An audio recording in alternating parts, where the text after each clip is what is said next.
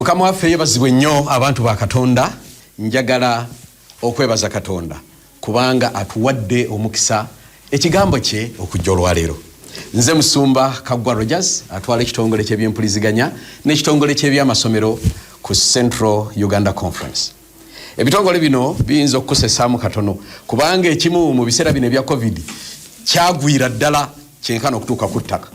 Ate eky'ebyempuliziganya kyo ne kyambukira ddala okutuuka ku level gye kitambukangako. N'olw'ensonga eyo ebitongole bino birina ensonga enkulu ennyo lwaki weebiri era ngenda gibanjulira. N'ekiseera kino katuweeyo okusaba. Katonda kitaffe omwagalwa ennyo w'ekisa, gwe Katonda atwagala tulabirira era afaayo ennyo olw'obulamu bwaffe, weebale nnyo weebalire ddala ng'otukoze bulungi otukuuma okutuusa ku ssaawa eno. Mukama waffe ekigambo kyo kigenda okwogerwa naye nze nsaba mbule okozese ebyuma bino ebya tekinologiya eby'ekitongole ky'ebyempuliziganya bisobole okutuusa amaloboozi n'ebifaananyi eri obukadde n'obukadde bw'abantu mu nsi yonna. Waliwo ekigenda mu maaso ku ssaawa eno kye twetaaga okumanya. Mukama, omukono gwo ogw'amaanyi gubeere naffe mu by'okuyiga bino byonna mu linnya lya Yesu Kristo Mukama waffe. Amiina. Nina okwebaza kungi nnyo eri Katonda olw'okubanga mpeereddwa omukisa guno. Ebitongole bino byentwala ebibiri eky'ebyempuliziganya n'ekyenjigiriza bikwatagana bulungi nnyo kubanga tuvunaanyizibwa okuyigiriza. Abantu abasinga balowooza nti bwe twogera ku education twogera ku masomero gokka, naye kaakati amasomero gaggalwawo. Tugenda kukola tutya? Tugenda kulekeraawo kuyigiriza? No, tulina okusigala nga tuyigiriza. N'olw'ensonga eyo okuyigiriza education kuyambibwako oba kubeera facilitated, kankyogere nti mu luzungu communication. Ekitongole ky'ebyempuliziganya kino kye kimu ku bitongole ebitatera kufiibwako nnyo, ebibadde bitafiibwako nnyo mu kanisa. Nga baga nti kati katuleete omusomesa akulembera ekitongole ky'ebyenjigiriza, kati tumugatteko ndowooza ekyo eky'ebyempuliziganya, katukimugatteko bugasi. Naye ekitongole kino Katonda akiggyeeyo ku luno mu COVID ono kibeere nga kye kiyimiriddewo olw'okukola omulimu guno.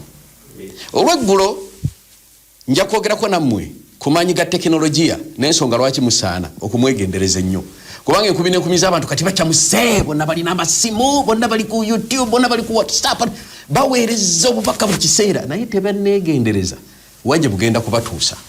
N'olwekyo newankubadde tukyamuse nnyo olwa tekinologiya tulina okuba abeegendereza ennyo. Ebyo nja kubyogerako olweggulo. Naye amakya g'olwaleero omulamwa kugamba nti bisembedde okusinga bwolowooza. It is closer than you think. Okuvanga ennaku z'omwezi 12 omwezi ogw'omusanvu ogwa July, ensi eno yagwamu obutyabaga obutakkirizika. Enkumi n'enkumi z'abantu babadde ebirowoozo byabwe n'okutuusa kati obukadde n'obukadde bw'abantu bukyabuziddwa COVID nga babuzaabuzizza. Ekyo nakyo nyiza ofuna omukisa n'ekyogerako olweggulo, akakodyo k'okubuzaabuza COVID kwaleese. Amagezi g'abantu gonna ne gaggyibwa ku bintu ebigenda mu maaso olwaleero ne bagateeka ku COVID. Era nze neewuunya ebintu bino byengenda okubabulira nti amawulire mangi naddala mu Uganda tebabyogerako. Naye nga birowoozo byonna eby'abantu biri ku COVID, olaba abantu babala nnaku batutaddi ebula 23, ebula 22, ebula 21, ebula 10. Amagezi gaabwe ne gabeera ku COVID kubanga baali basibiddwa mu yumba. Naye kambategeeza abooluganda, waliwo ebintu ebyagwawo okuva nga 12 July byenjagala okusimbako omulaka era kwe kusaba kwe muwulidde nga nsaba Katonda nti ebyuma bino ebya tekinologiya bisigaleko kubanga sandize na laptop wano ku kituuti naye kindeese nayo ebintu bizitowa sisobola bikwata mu mutwe. Naye obwedda bwentegeka bwenti ng'evaako netegeka naevaako ekyo nkimanyidde. Emyaka nga 15 oba 2 egiyise nali ekitoma nga mbuulira. Naye ngenda okutuuka ku topic enkulu ennyo, empewo ey'amaanyi twali tusomera bweru neevaayo nejja neekuba projector screen negikuba abaana bali batudde maaso, projector screen nemenyeka neyabika. Kaakati ngenda okukyuka njiye ekirala ate nali kwesa DVD mbiseera byo nga PowerPoint tunamuyiga atukwesa DVD nge yabiseemu ebitundu 3 kyesirabangako. Nagenda okulaba tezanya kwe kugiza nekijja mu DVD player okugijja mu nge yabise nga sijikute nako ebitundu 3. Sitaninga mu malivu obutabulira bubako obutanzikiriza naye kikyamusala kubanga ebintu byonna natuuka nembijja mu mutwe nembuulira bwe namala okubuulira abaana ne basalawo olunaku olwaddako yali sabbiiti nga tetujja mu kahoolo k'ekitoma essomero bali bakalituwa tetujjamu ne tusabira ebweru setaani mba nkola koolo bwendi n'aleeta enkuba ey'amaanyi ffena ne tudduka ne twekuma mu kasenge mutayinza kubuulirira olwamala okwekuma mu kasenge ako enkuba n'egenda yatwala eddakiika 3 naye era setaani stiru yawangulwa abaana basalawo era ne babatizibwa n'olwekyo olutalo luno lw'amaanyi buli wetuba tubuulira ebigambo ebikulu naddala ebyobunnabbi Julaayi nga 12 ensi za Bulaaya zaalumbibwa amataba agatakkirizika Bungereza yatandika n'ebintu bino byonna neefuna amataba ag'amaanyi nabadde nsoma ku ka Wikipedia wano nekaga nti kazambi emidumu gya kazambi ne gijjula kaakati amazzi ne gajjula mugga ne gayita ku midumu we gifukirayo n'emidumu kye gyakola ne gikomyawo kazambi ku nguudo za Bungereza abasajja bagamba nti they had the wettest day mu kiseera ekyo mu myaka egisukka mu 10 nti mu kiseera ekyo baafuna enkuba nnyingi ne bafunamu olunaku olw'okutoba olutagambika kaakati ensi za Bulaaya zino zaafuna obuzibu nga bwe njogedde okutandikira ku Bungereza ne zijja amazzi ne gatuuka mu Austria mu Belgium mu Croatia mu Germany mu Luxembourg mu Netherlands mu Switzerland ne mu Italy abantu abasukka mu 229 ne bafa mu mataba gano nga 184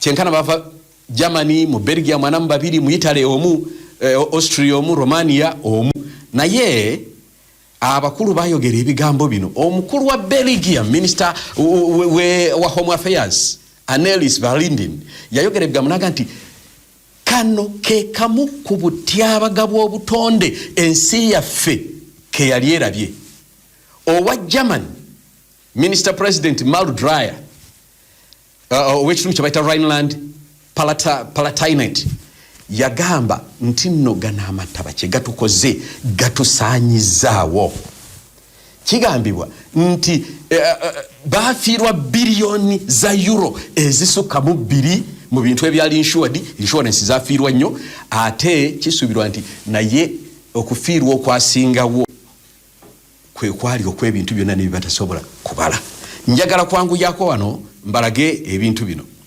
katutandike n'ensi zino United Kingdom ya Bungereza Germany Netherlands Belgium ne Luxembourg abasajja bano ekizibu kye balina nti balina emigga kati emigga gino gye jajja ne gijjula bw'otuuka Belgium mu East Belgium baafuna amazzi nga gali ku milimita 271 okuva ku ttaka kubanga enkuba yabakuba ennaku 3 bagamba ebigambo bino nti enkuba eyatonnya mu nnaku 3 yasinga enkuba etukuba mu mwaka omulamba enkuba eno n'eryoka ereeta obuzibu obutagambika abantu bangi ne bagibwa mu maka gaabwe abantu abasukka 20,000 ne baviibwako amasannyalaze amayumba gonna eno wansi ku fulo eya wansi gonna ne gajjula amazzi kigambibwa nti nno n'ebizimbe ebimu ne bitandika kumenyeka bumenyesi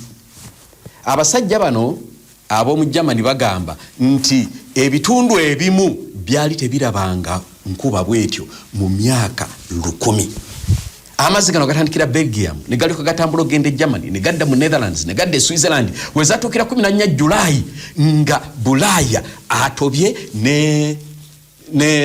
n'emigga ngabise nga gisusse wegirina okubeera Julaayi nga 24 akawungeezi ne wabawo thunderstorms enkuba erimu okubatuka okutagambika kaakati ebyo ne birumba Belgium mu masekati n'amaserengeta ga Netherlands Austria eno yalumbibwa Julaayi 17 ebibuga byeyo byonna ne bitwalibwa okutuukira ddala wansi nga ku boda yaabwe ne Germany abasajja bakola kye basobola naye munnange Katonda yeebale nti omusajja omu ye yafa mu buzibu obwo bwe tugende Belgium bano baalumbibwa 15 Julaayi abantu abasukka mitwalo ena mu 10 amayumba gonna gasigala galina masanyalaze n'abantu ne bagibwayo. Ale nno naye Katonda yeebazibwe nti abaafa kyenkana baali 31 bokka. Ensi zino siyinza kuzoogera bibuga ku bibuga, kijja kulwawo. Naye nina kyennoonya lwaki mbagambye ebigambo bino. Abasajja bali abo mu Belgium bafuna obuzibu nti abantu bwe baddukanga mu maka gaabwe ng'ate abalala bajja nga babba ebintu abawo looting ey'amaanyi ennyo. Train emu Katonda yeebasibwe kubanga temwali bantu, yali empty, naye yava ku luguudo kubanga ekkubo lyayo mwali mujjudde emiti n'ebiki ebyali bigudde olw'enkuba eno. Naye Katonda yeebale yataasa abantu be, abantu tebafa bangi eyo. Kaakati Croatia gyengenzeko bano nabo bafuna obuzibu naye Mukama yeebazibwe we bawandikira ebintu bino tewali kufa. Czech Republic, Czechoslovakia eyo nayo bafiirwa bingi nnyo kubanga amazzi gajja ne gatwala amayumba amabizinesi gonna agali ku fule eya wansi gonna ne gajjula.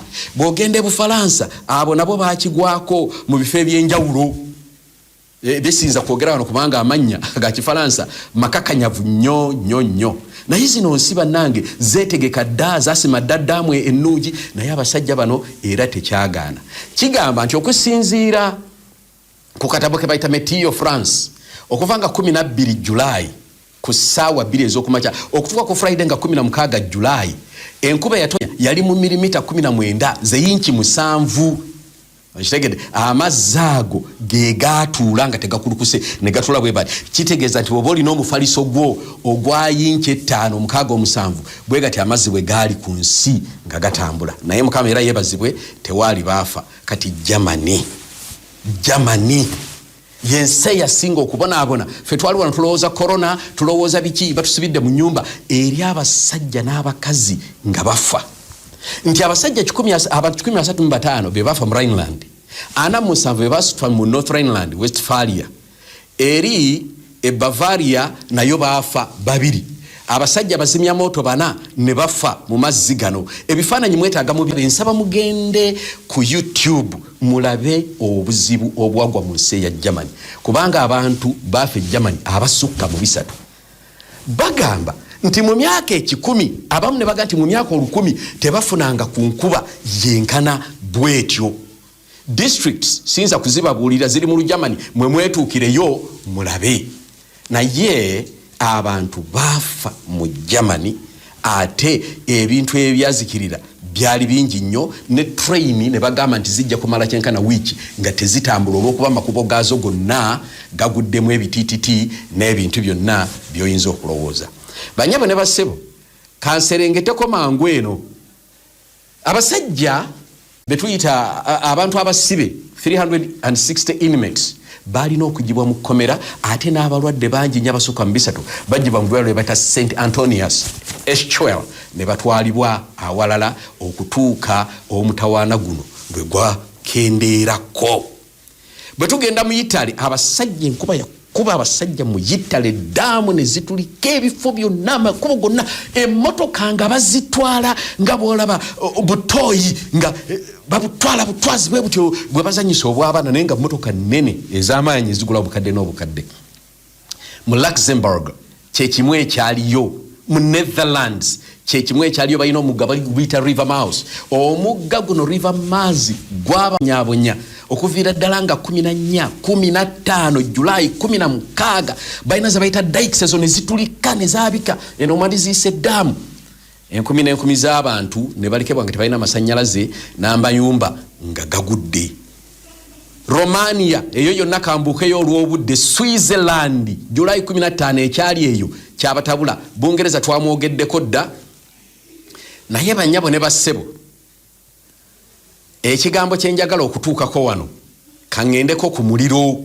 N'omuliro nagwo gwajja. Kansooke maliriza ate amazzi. Kyewunyisa nti ne Sudaani wano omugga gwe bayita Blue Nile nagwo gwajjula era ne guba nabo ne babeera bubi nnyo. Mero w'eddamu yaabwe yaleeta obuzibu era nebayiira amazzi mangi nnyo. Bw'otuuka mu Omaani abasajja bagamba nti eddungu lifuuse mugga. Bannange ensi ziri nkalu, ezo ensi ttake, ezo ensaani zonna naye zajjula amazzi. Tekyakomaawo ennaku zino ebbugumu lino lye mubadde mulaba ate Abazungu lyabayisa bubi nnyo kubanga ebbugumu lyayokya abantu ne bafa ebbugumu lino ne livaamu emiriro. We twogerera kati simanyi omuliro gwe Canada gwakoleddwako California oyayase n'akamala, Greece Buyonaani omuliro ogubaddeeyo, Lebanon omuliro ogubaddeeyo, amazzi sorry sogeddeko ku China mazzi gakuba China nebonaabona. Banyabo ne basebe ebintu bino ebiriwo olwaleero omuli amazzi, omuli omuliro, amataba, ate jjukira nti mulimu n'obulwadde. Corona asitudde buto enkundi mu China, bayina variant eno gye bayita Delta. Esitudde buto mu America, esitudde buto mu Bungereza. Ebintu bino lwaki mbibagamba? Amagezi gaffe tugatadde ku bulwadde buno ne tutagateeka ku bubonero obulala obuliwo mu nsi olwaleero. Abantu bali bembanyumiriza obuwumbi n'obuwumbi bwa ssente babufiiriddwa, naye n'abazzeeyo awaka singa ogenda ku YouTube n'olaba vidiyo zaabwe. Emmotoka ennungi ddala wano zetugula okuva ku bukadde 45 zonna amazzi gazitwala ne gazimenyamenya ne gazigatta n'emiti ne gazigatta n'ebiki, zonna amazzi gaali g'amaanyi ne gazikuŋŋaanyiza wamu, ebizimbe eby'amaanyi ne babisekeeterera eno wansi olw'amazzi gano ne bitandika okugwa. Tebakyalina we bayita kubanga emiti gyavanga ku nsozi nga gireeteddwa amazzi ag'amaanyi ne gisuulibwa wonna wonna mu makubo. Fire brigade tesobola kuyamba, ebintu byonna nga bitabuse, obutonde nga bukambuwadde. Banyabo ne bassebo, ebigambo bino bitutwalawa.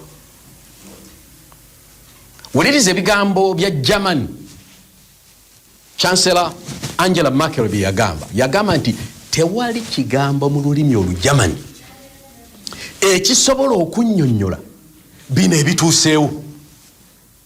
Mu Luganda oba yagala kiyita katyabaga oba yagala kiyita ki, ye talina kigambo kyonna kyayinza kukozesa mu lulimi Olujamani. Era n'agamba nti neekanze nnyo, I am shocked by the catastrophe that so many people have died in the floods. Era n'agamba nti bannange tubasaasidde nnyo.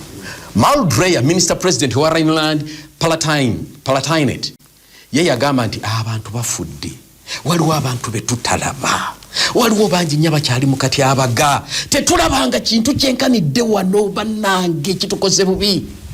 July 15, Minister wa Defense wa Germany ne State of Emergency yalaga ebitundu byonna era yayogera ekigambo kino n'aga nti bannange ekintu kino kivudde ku butonde okubutawaanya, climate change.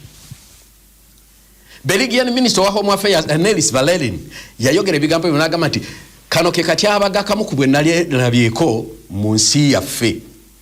Banyabo ne bassebo, omukulu wa European Union Ursula von der Leyen ne European Union Council President Charles Michel nabo bonna bagenda, ne Papa Francis yasaasira nnyo Bungereza n'ensi zonna, ne Boris Johnson owa Bungereza naye yagamba nti ajja kuyamba newankubadde ensi ye eri bubi naye ajja kuyamba aba Italy ne Austria abaweereze obuyambi.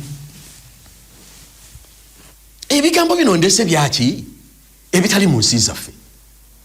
Ebigambo bino lwaki mbyogera eri bannange mwenna abawuliriza. Mujjukira omutwe gwe nabawadde gugamba nti bisembedde okusinga bwe tulowooza. Muwulidde emiriro kati egiri e California, emiriro egyo gyatandika mu Australia eri 2019-2018, emiriro gino gitukutte Canada, gigenda gyokya buli wamu. Ebbugumu lino mwe limbadde muwulirako mu Uganda temuliwulidde, ebbugumu libadde bweru, abantu nga bafa bana bakadde nga bakunkumuka, obutonde bwonna nga bukyankalanye. Ebintu bino bitegeeza ki era bigenderera ki? Abasomi ba Bible mumanyi bulungi nnyo Matayo essula 24, Luka essula 21 ne Maka essula 13 nti ebintu bino byalagulwa. Mubimanyi bulungi nnyo, mubadde mubisoma. naye kati covid bwazze ebirowoozo byaffe byonna n'abijja ku bubonero obwo kubanga n'akabonero ak'entalo kaggwamu amaanyi covid bwe yajja abasajja ne baga nti wa tetujja kuddamu kulwana katugira tubeera mu nsi zaffe kati ne tugaa tewakyali ntalo kati ne tudda ku bulwadde naye nga tuli ku bulwadde obwo waliwo ekisensera mwenna kye mwesaanye okwetegekera abantu bakatonda mwenna aba Adventist naawe munnange ayinza okuba nga ali ku mukutu gwo gw'oyagala ennyo gwa Prime Radio wulira ebigambo ebigenda okuddako waliwo olukuŋŋaana lwe bayita COP the Conference of the Parties olukuŋŋaana luno baluyita COP 26 olwa 26 olukuŋŋaana luno lwe lukuŋŋaana olubeeramu amawanga gonna agaateeka omukono ku framework gye bayita the United Nations Framework Convention on Climate Change endagaano eno bagikola mu 1994 kaakati wuliriza beeteekateeka okugenda mu kibuga kye bayita Glasgow eri mu Bulaaya era bagenda kuŋŋaana mu kifo kye bayita the Scottish Event Campus abakulembeze bonna gye bagenda okubeera olukuŋŋaana luno lwakubeerawo nga 31 October okutuuka nga 12 November omwaka guno era balwongezaayo olw'obulwadde omwaka oguwedde naye kakati bamalirivu okulukola agamba nti the climate talks will bring together heads of state climate experts and campaigners to agree coordinated action to tackle climate change kankivuunule nti okwogera kuno kwe bagenda okubaganyako ebirowoozo okwe climate kugenda kuleeta abakulembeze b'amawanga bonna okw'obutonde bw'ensi abakulembeze b'amawanga bonna the heads of state climate expert abakugu mu mbeera y'obutonde bw'ensi ate n'abakubi ba kampeyini ekyo mukiwulirize nnyo bakkiriziganye ku ngeri gye banaakolera awamu ng'ate bali coordinated ekigambo kye yakozesa okulwanyisa climate change oba enkyuka y'obudde era ogenda kumbuuza nti ekyo kinkwatirako nzawuliriza Prime Radio amaaso ku lutimbe n'amatu ku radio njagala owulirize bulungi omwagalwa abasajja bano n'abakazi biki bye bagenda okuteesaako climate change enkyuka y'obuki y'obudde laba enteekateeka ya sitaani asoose n'akubira ddala ensi ziri kubanga luno olukuŋŋaana ekitebe kyalwo ekikulu kiri mu Bonn mu Germany kati Germany setaani gye yasinze okukubira ddala kati abakulu abagenda okuva ku kitebe balyoke bajje nga beesomye be basinze okufiirwa abantu ensi yaabwe eyasinze okubonaabona ennyo kati balyoke bavayo bajje bateese nga bonna baliko n'obuswandi kati mwabanava mu Uganda nga mulowooza ku Kasese yekka mulowooza ku Buduuda yekka kale nabano abali eggabaawe ennyumba zaabwe amazzi gaziyingira ng'ebyo mulowoozaako byokka bajja baga nti mwakafiirwa bameka ffe mulabe be tufiiriddwa sajja bava e Bungereza sajja bava e Italy sajja bava e Germany balyoke bajja mu lukuŋŋaana luno nga beeteeseteese ebika by'abantu basatu abakulu b'amawanga abakugu mu mbeera y'obutonde climate experts n'abakubi b'endere campaigners bakola enteekateeka yaabwe mpuliriza bulungi omwagalwa biki bye bagenda okuteesaako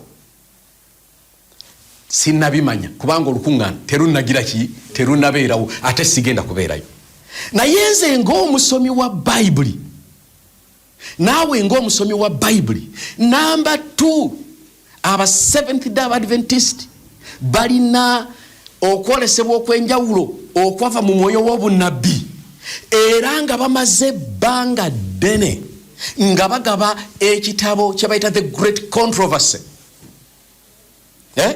oba essuubi kitabo ekyo mu Luganda bakivuunula essuubi eddamu oba something like that ekitabo ekyo ne kituusibwa ku buli muntu yenna mu kkanisa Adventist ne tubagamba ebitabo bino byali bigula siringi 3,000 nti sooka weegulire ekitabo kino okisome then olyoka ogulyeko ne munno atali wa kanisa. Ekintu ekyo twakibagamba. Nali nkulembera ekkanisa y'e Kanyanya, sebo omusumba kankunyumize. Neŋŋamba abooluganda bakyajjukira bulungi, abooluganda bakikaatwa, abooluganda balutu, abooluganda bamwakali bonna abali abakadde. Ne mbagamba nti buli lwaggulo bwe tumala okusaba kw'essaawa 9 mbasaba musomeye essuula emu ey'ekitabo kye bayita Great Controversy. Nga tebanabana kivunula. Ne mbaga nti mugisome. Nti olaba omulabe bwalwana. Mugisome bulungi. Mugitegerere ddala bulungi. Abooluganda basome essuula naddala ezisembayo mu kitabo ekyo. Era nkyakikubiriza abooluganda musome ekitabo Great Controversy. Kubanga essaawa ze tulimu ekitabo kino ze kyogerako. Nze n'ebigambo bye ngenda okwogera mu kitabo kino ebigenda okubeerawo nga 31 Oktoba omwaka guno okutuuka nga 12 November ngenda kubibasomera mu kitabo Great Controversy. Ng'ekitabo kino kyawandiikibwa edition gyengenda okozesa ya 1888. Mwewuunye Katonda bwe yalaba ebintu bino nga tebinnabeerawo. Ekitabo kino kiriko essuula egamba nti the impending conflict, akatyabaga akajja. Wulira ebigambo mukyala White byayogera. Agamba nti Satan works through the elements also to garner his harvest of unprepared souls. Nti Setaani mu kiseera kino akozesa embeera y'ensi n'obutonde okuŋŋaanya emyoyo egitannaba kweteekateeka. He has studied the secrets of the laboratories of nature. Nti asomye n'obwegendereza enkola y'obutonde, and he uses all his power to control the elements as far as God allows. Nti era akozesa amaanyi ge gonna okufuga amaanyi g'omu bbanga ne ku nsi nga Katonda bw'ayinza okumukkiriza. Musumba statement eyo gyekkaanye. Lwaki abantu bali mu kuzikirira okw'amaanyi okubadde mu Bulaaya? Genda ku YouTube okulabeko ne videos irabeko ojja kutya. Abantu bafa 3 byokka kyenkana oba 6 lwokka. Kubanga Katonda ow'omuggulu kale yamukkiriza, yamuganya kale kankyogere bwento siti yamukkiriza, n'akola byonna bye yakola, n'aleeta omuyaga, n'aleeta empewo, n'aleeta omuliro. Naye Katonda abantu be n'abakola ki? N'abataasa newankubadde oli yali atta. Ekigambo ekyo kikulu nnyo okukitegeera aba Adventist n'abannamawuliriza. As far as God allows.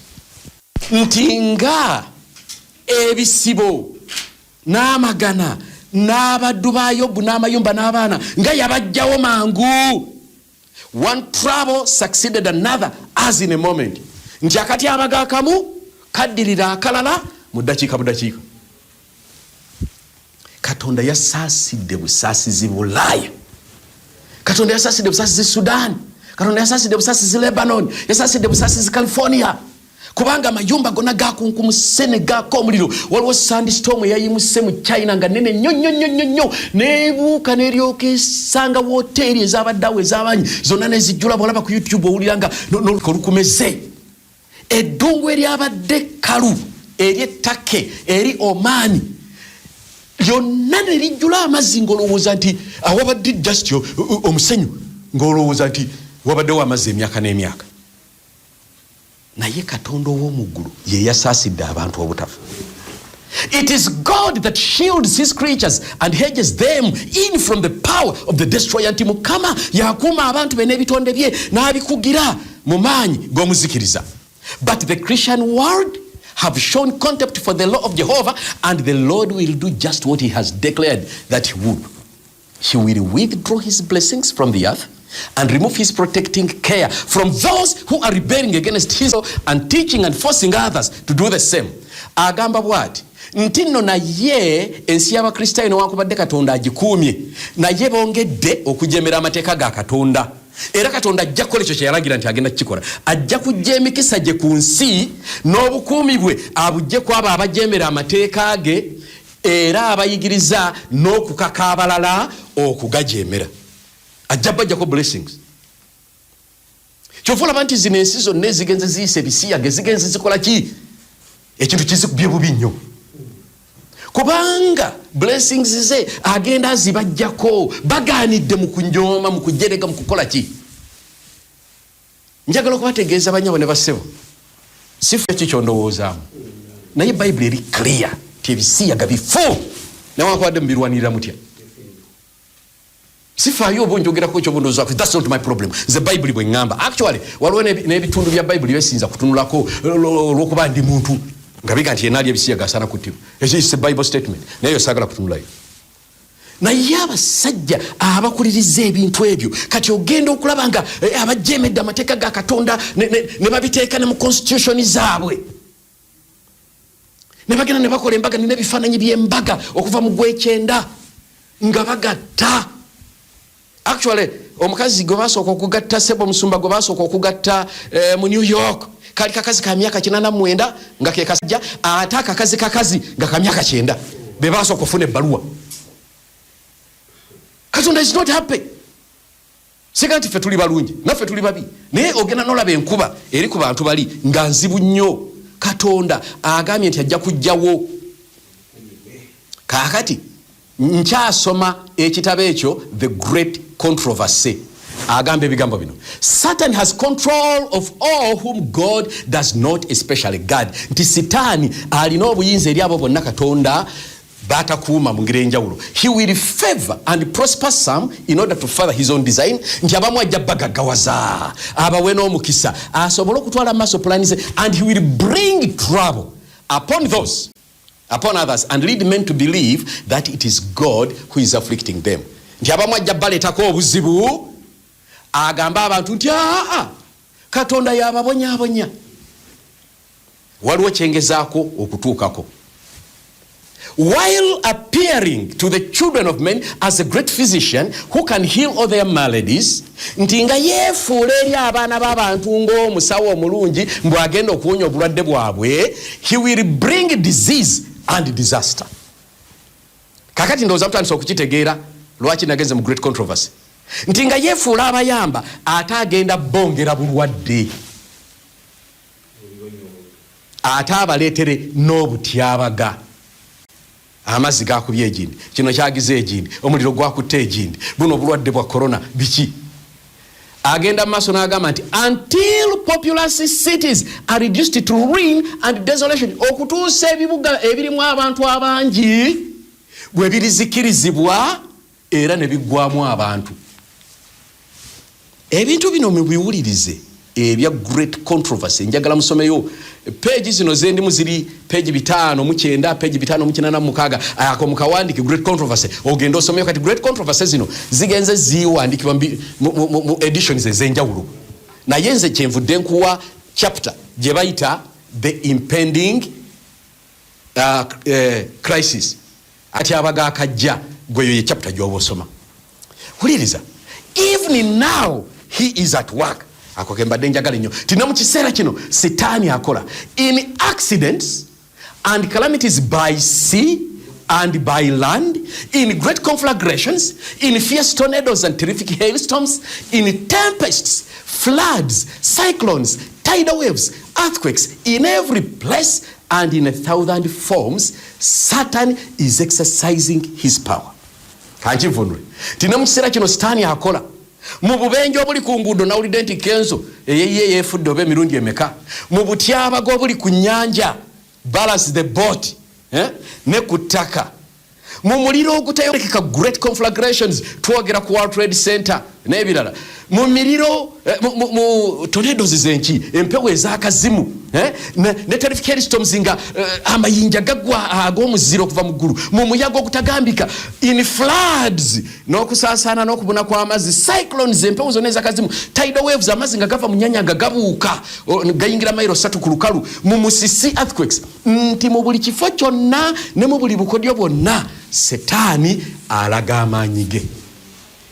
Mulina okwekkaanya abooluganda.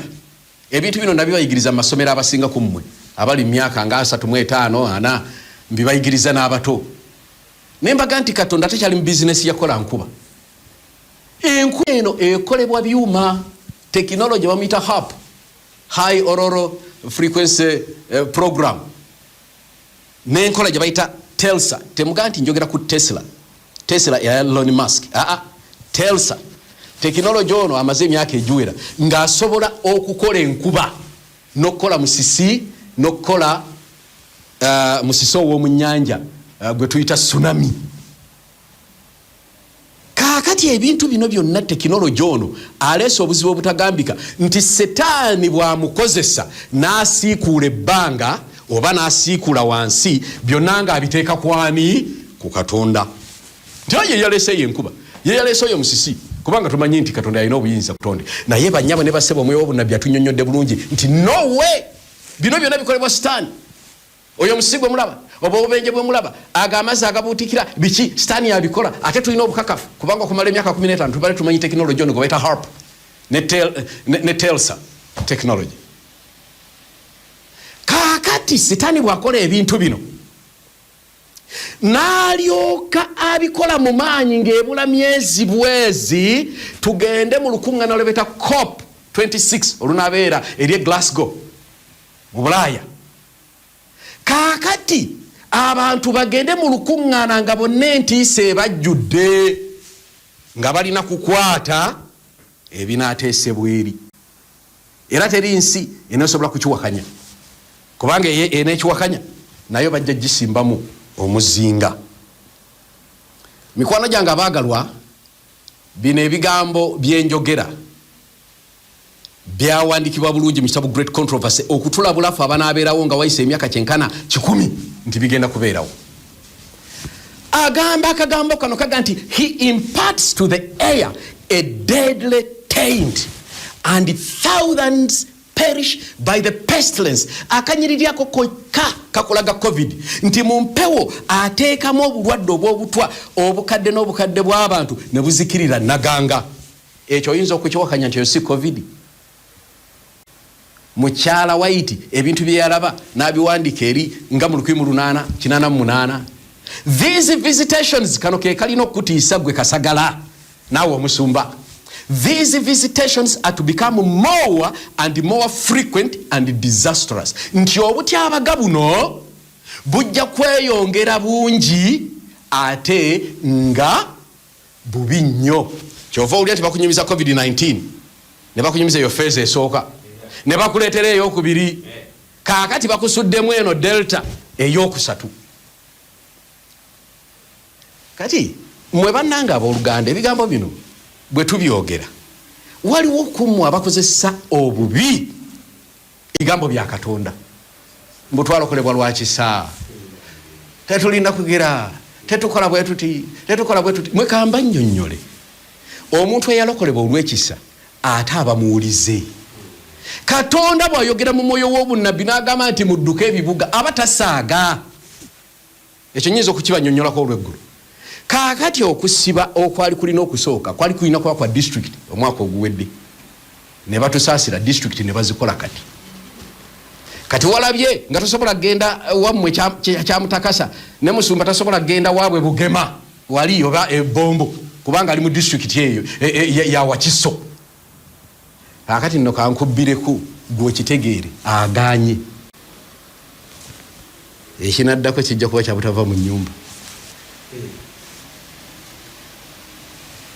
Ekyo ogenda kukiraba we twogerere Pakistan bwe batavanda kukuba kiyiso simukadiyo nga bagijjako bagizaako ng'ekiso bamaze okukifuna.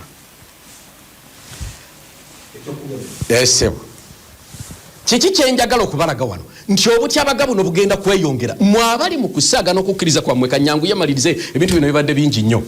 Mmwe abali mu kusaaga n'okukkiriza kwammwe ekintu kituuse kubanga tugenda mu lukiiko muwulirize. Nkyasoma mukyala White ebigambo byayogera atulaze obulwadde bwonna gye buva atulaze musisi gyava atulaze amazzi gonna agakubye Bulaaya gye gavudde ne gatuuka ne Sudaani ate ndowooza ssebo naffe Uganda tulina ekyaffe kye tulinda sitaani tayinza tuviirako n'aga nti abaleke bulesi nedda ssebo kubanga mwena mulina okutya kubanga okutya kwe kumuyamba n'ayisa amateeka ge nti okuzikirira kujja destruction will be upon man and beast nti okuzikirira kujja kubeera ku bantu ne ku bisolo.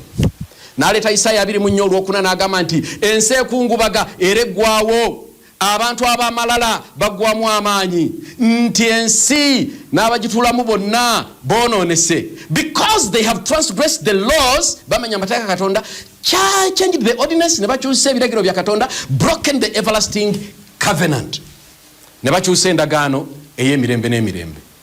Kaakati amatu gonna gateeke ku radio yo kubanga ntuse katundu akakulu ennyo mukyala waiti kayagala omanye ne Katonda. And then ebyo nga bibaddewo, the great deceiver will persuade men that those who serve God are causing these evils. Nti awo nno omulimba omukulu alyoka amatize abakulu bali abagenda okutuula mu lukiiko olwo nti bali be batuleetedde obutyabaga. The class that have provoked the displeasure of heaven will charge all their troubles upon those whose obedience to God's commandments is a perpetual proof of the transgressors. Kakavulu aganti ekibiina ky'abantu bali abanyizizza eggulu nga bamenya amateeka ga Katonda n'okukola ebitali bituufu bagenda kuddira obuzibu bwabwe bwonna obw'amazzi okubakuba obwaki bwonna babuteeke ku bantu abagondera amateeka ga Katonda kubanga abantu abo abagondera amateeka ga Katonda babasaliza omusango kibaluma kana bagati abo bemba mukwata uliriza kano kenjagala nnyo that this sin has brought calamities which will not stop until Sunday observance is strictly enforced, and that those who present the claims of the fourth commandment, thus destroying the reverence for Sunday, are travelers of the people, preventing their restoration to divine favor and temporal prosperity. Wulira okuvunula kugamba nti kijja kulangirirwa nti abantu bana bakwata amateeka Katonda banyiiza Katonda olw'okumenya sabbiiti eya Sande, nti era ekibi kino ekyokumenya Sande kyekireese obutyabaga, era obutyabaga buno tebujja kuggwaawo okutuusa nga abantu bonna bakakiddwa okukuuma Sande nga sabbiiti ya Katonda. Nti era abantu abo aboogera ku tteeka eryokuna ne baga nti tulina okulikwata ettuufu erya sabbiiti mu ngeri eyo nga boogera ebyo ne boonoona obutukuvu bwa Sande be batuleetedde obuzibu era batulemesezza okuddamu okufuna emikisa gya Katonda n'ebintu byaffe okwonooneka byonna, amayumba gaffe okuggwa, emmotoka zaffe okuggwawo, bizinesi okusaanawo, kubanga jjukira nti nno mu nteekateeka eno ne bizinesi zigenda kufa. Kakati bizinesi okuddawo, obutonde okutereera, covid okugenda, teri kyakkola, ffenna tulina okusinza ku lunaku lumu. Ekyo kyekigenda okuba entandikwa mu COPA 26. Banyabo ne bassebo obudde buyise, ebigambo bino bikyaliwo bingi, naye olwokubanga obudde bugenze kamalirize n'ebigambo bino ekitundu kino. Kiki kye tuba tulina okukola? Biki bye bagenda okuteesa?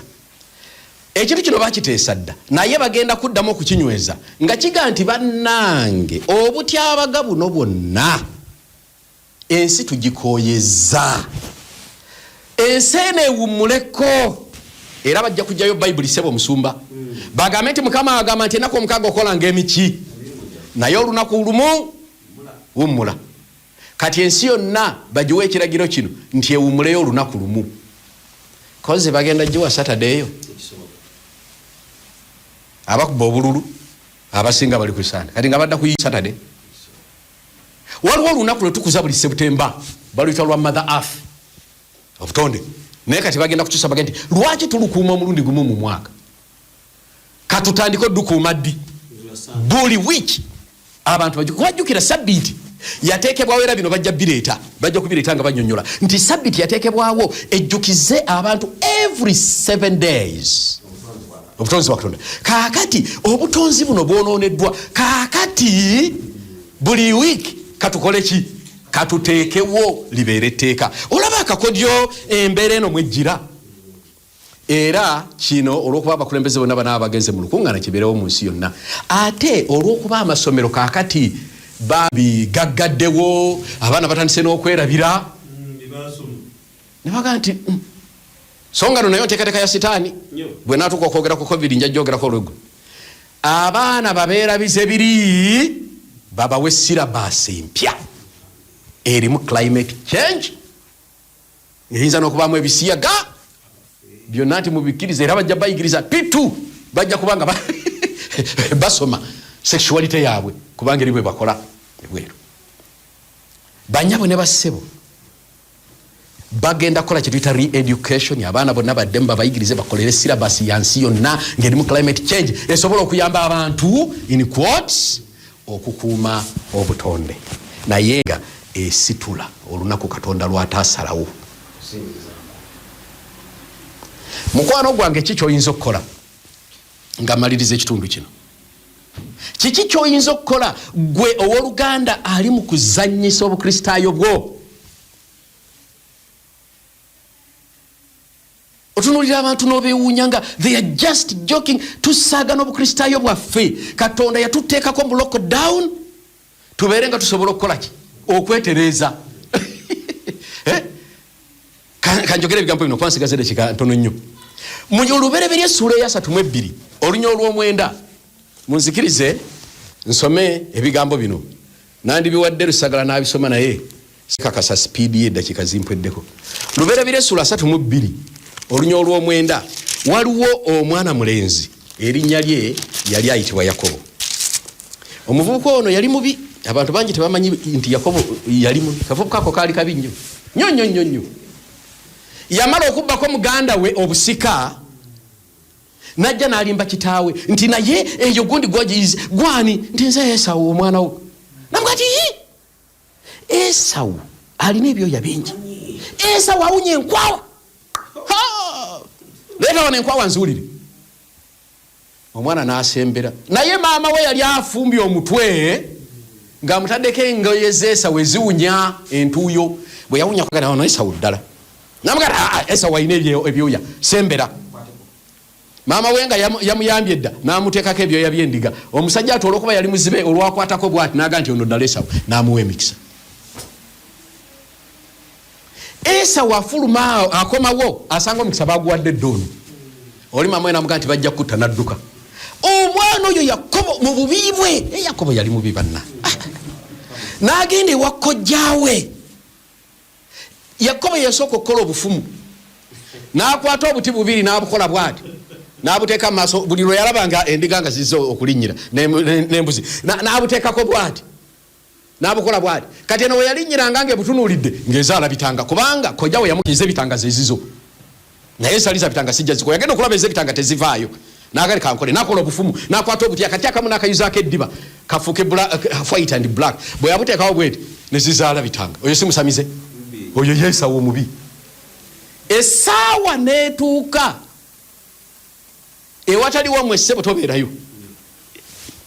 Kojjaawe n'anyiga naga obye ente zange endiga zange zonna ngenda kukutta ate n'adduka nga talina kuddayo kale.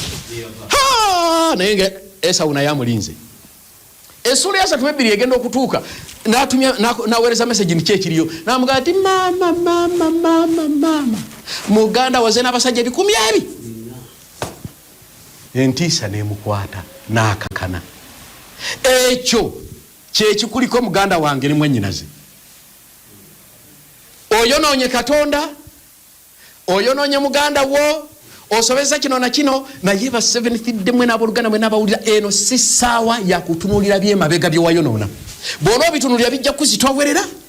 Olaba esente z'obadde obbeza ebitundu bya 10 n'ebirabo, otunuulira abakazi bonna botunuuliza amaaso agafaana bwe gati, otunuulira okukumpanya kwonna kw'okoze. Totunuulira bintu ebyo bijja kulemesa. Kankusomera olunya olw'omwenda wano kanyanguyeeko wano. Bayibuli egamba ebigambo bino nti Yakobo n'ayogera nti ayi Katonda wa jjajjange Ibulayimu era Katonda wa kitange Isaaka, ayi Mukama eyaŋŋamba nti nayo musi ewammwe eri baganda bo nange nakukola bulungi sisaanira n'akatono ekisa kyonna n'obwesigwa bwonna bye wandaganza omuweerezaawo. Nasomoka omugga guno Yoludaani nga nina omuggo gwokka naye kaakano nkomyewo nga nina ebibiina 2. Nkwegayirira mponya mukono gwa muganda wange Esawu kubanga mutya aleme okunzita n'abaana bange ne bannyaabwe. Naawe wayogera nti sirirema kukukola bulungi era n'afuulanga ezzadde lyo ng'omusenyu ogw'oku nnyanja ogutabaliko olw'obulungi. Kitegedde? Afukamidde asaba. Kino kye mulina okukola ng'Abadventist n'abaana tonna mwenna abalinda Yesu okudda. Pray. Mwenenye buli kibi kyonna lwe lubadde olunya olw'11 mwenenye buli nkwegayirira mponya mukono gwa Yesu omugana we kubanga mumutyalemu okunzita. Mwegayirire Katonda. Esawu yafukamira negayirira. Bayibuli eyongerako negamba nti awo n'asulaawo ekiro ekyo n'atola ku ebyo bye yali nabyo kuba okuba ekirabo kya Esawu muganda we. Kwegamba yagezaako mugulirira. Eyo saagala kusomayo, saagalayo bulijjo. Agezaako mugulirira nti twala endiga bwe ziti, twala endiga bwe zonsonyiwe. Esawu nze muyite ekifaananyi kya Katonda ow'omu ggulu. Omanye ensonga lwaki musumba? Bayibuli egamba mu Sura ya 33 olunyiriro olw'10 lwe sijja kusoma. Agamba nti Esawu yabuuza abasajja nti yabuuza muganda we bwe baasinga n'amugamba nti endiga ziri zonna ze ndabye zaaki? Yamuddamu ekigambo kino nti ndaba omukisa mu maaso go. Oli n'amugamba nti bye nnina bimala. Bannange Esawu yayokola statement. Bye nnina bimala. Kituufu obulokozi bwa buwa Katonda talina kyayagala kumuwa. Byonna birina. Naye yeetaaga obuwulize. Bye nnina bimala. I don't need anything from you.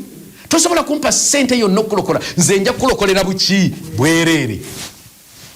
Esawu Yakobo kyava yogera mu lunya olw'10 mu Sura ya 33 n'ayogera ebigambo ebyesirierabira. N'agamba nti nkwegayiridde bitwale. Si lwakuba onsonyiye, manya onsonyiwe, naye lwakuba mmaze okulaba ekisa mu maaso go. N'amaliriza n'ebigambo ebyantiisa. N'agamba nti kuba bwe ntunudde mu maaso go, ndabye nga tunudde mu maaso ga Katonda.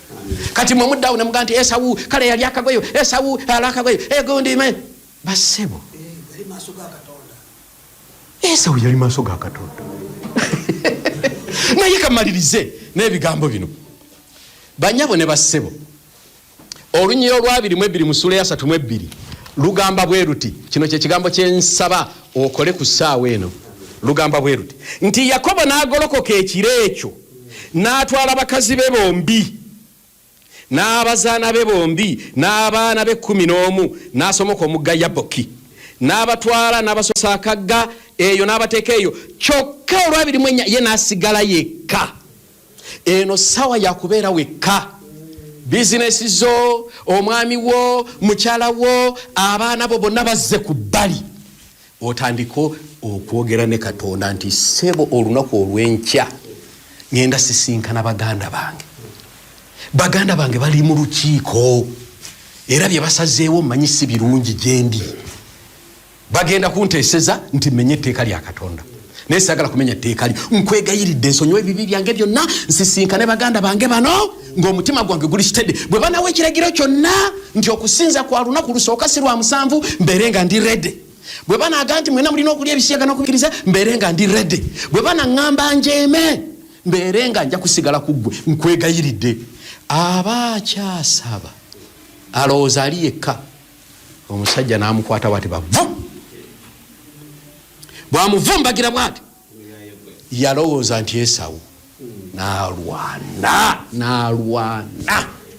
Bayibuli egati malayika agenda okulaba ng'obudde bugira ki bukya n'amuga nti nta. Yakola statement gye nsaba buli mu Advent agikole. N'aga nti sijja kkuta okutuusa ng'ompadde omukisa. Buli awuliriza Prime Radio tokkiriza kuta Katonda mu kusaba kw'osaba ku ssaawa 10 ez'ekiro. Sawa 11 nga tebanazuuka abeewu. Tokkiriza Katonda kumuta nga takusonyiye byemabega byonna. Tokkiriza kuta Katonda nga towulira mirembe mutima nti nsonyiyiddwa. Kubanga nga tunasoma maaso eyo Katonda bw'anaatuwa omukisa olulala. Katonda ow'omu ggulu ekibi kyonna ekitenenyeddwa tekigenda kusonyiyibwa. Obudde butuweddeko. Enkomerero esembedde okusinga bwe twali tulowoozezza. Enkiiko za mwaka guno tulowooza nti za mwaka gujja zigenda kubaawo processes ez'okgoberera. Tuba tundwana abatulyawo ng'ebintu byonna bikyuka mu dakiika. Omwoyo w'obunnabbi agamba mu Testimonies volume 9 ndowooza page 11 agamba nti ebintu ebisembayo bigenda kudduka ku speed ya kitalo. The final events are going to be very, very rapid. Mudachika, mwezi guli, mujja kulaba nga amateeka gakyuse. Ate nga mulina okugakwata. Mudachika COVID yatukyusa ffenna. Nja kwogera ku new normal olw'eggulu. New normal bye biki? Lwaki bagamba new normal? New normal eri bibuliko? Tekisoboka, it's not bibuliko. New normal yejja okutwala kusinza ku lusooka. The true normal kusinza ku Ssabbiiti. So it's dangerous. N'olw'ensonga eyo ebintu ebyo tugenda kubyogerako olw'eggulo yitamu no tubeerewo. Naye Mukama atusaasire ku ssaawa eno nga mmaliriza. Twetegeke ffenna tubeerenga omwana ono Yakobo tufukamire Katonda atuggyeko erinnya lya Yakobo. Erinnya ki lye baamuggyako? Akuyita Isirayiri kuba Yakobo litegeeza mubbi. Banaye bw'oba ng'oliyo nga gwe Yakobo munaye tonenya eyo Bayibuli bw'egamba akuggyeko erinnya eryo akuwa erya Isirayiri eritegeeza nti alwanye ne Mukama naye naagira ki. Mukama atusaasire bannange tweteekera ebiseera ebijja mu linnya lya Yesu Kristo Mukama waffe. Amiina. Katuweeyo okwebaza. Katonda kitaffe omwagalo ennyo ow'ekisa. Oyogedde naffe ebigambo bino ebitulabula nti obudde buggwereddeyo ddala. Njagala okwebaza olw'amayengo gano n'abantu bonna ababadde bawuliriza. Njagala okwebaza olw'abatekinisiyani n'abasajja bonna abali mu kintu kino abakikoze obulungi ne kitutuukako. Essaawa zino obudde butuweddeko. Nkwegayirira buli omu amanye nti kitugenda okwolekera kinene naye afukamire akwegayirire aleme kuta okutuusa nga awulidde okusonyiyibwa mu mutima gwe. Mukama yimirira naffe mu byonna mu linnya lya Yesu Kristo Mukama waffe.